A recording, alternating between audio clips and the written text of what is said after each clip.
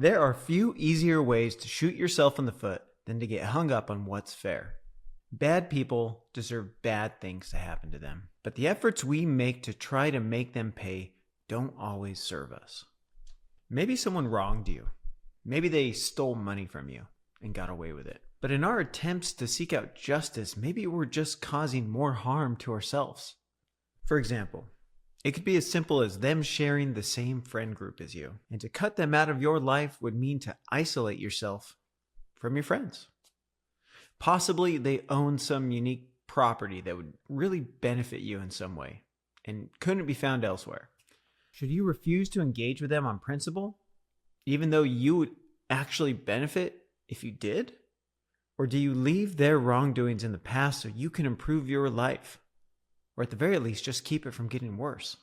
Certainly, if someone did something wrong, they deserve whatever justice would require. But how much sacrifice is that worth on our part? If someone publicly embarrassed you, you might feel the urge to go and cause them pain, or to key their car or slash their tires. But how would that help you in the end? They might not even know that you did it. They might not even know that it's a consequence for their actions. So when life isn't fair, what do we do about it? It's not so simple. If a powerful person uses their power to take advantage of you or to hurt you in some way, the cost of revenge is likely to be very expensive. In those situations, it almost never makes sense to retaliate if you're thinking about how it's ultimately going to affect you. But then, situations like those might be the most important ones to take action on. If no one ever did anything, when this man hurt people, he would only be further empowered.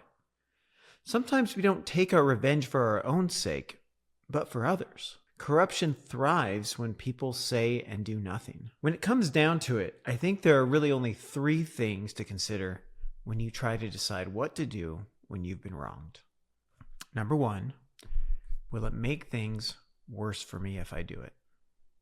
Number 2, will it help other people if I do it? And then third, will it actually succeed in changing their behavior or keeping them from doing it again?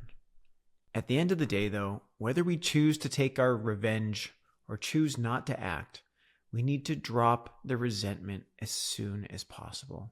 No one that has ever done you wrong deserves to cripple your mind with persistent resentment. Don't let their actions impact the peace of your mind any longer than it has to. When something bad happens to us, it's easy to get caught in a loop of ruminating on what we could do to get them back or what witty retort we could have said, and it probably feels productive. But it is, in reality, a closed loop of suffering. It's almost as if we believe the harder we think about how unfair something is, it will make it better. But the reality is, it just traps us in our suffering. Now, it may be your moral obligation to take some kind of action to try and help others in the future, but that decision needs to serve a purpose other than to perpetuate your ruminating. The sooner we can free our heart from the chains of hatred, the sooner a bad person's influence can stop ruining our lives.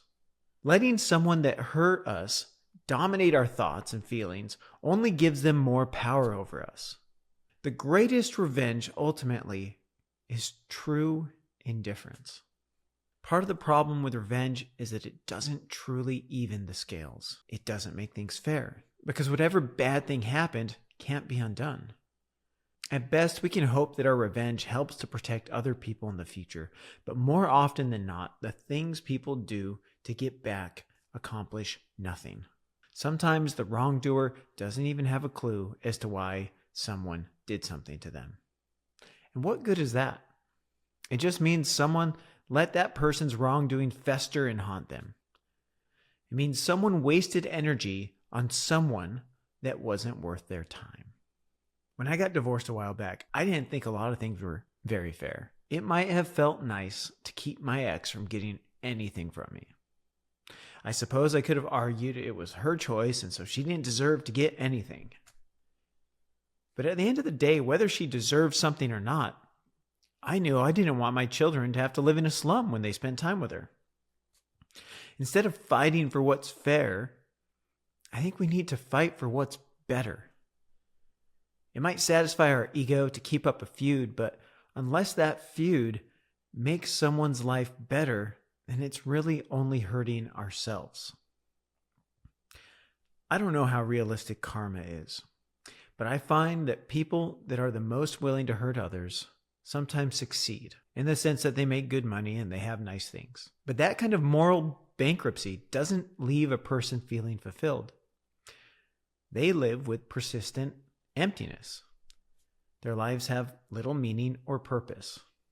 They live in such a way that they are trying to fill a cup with a hole in it.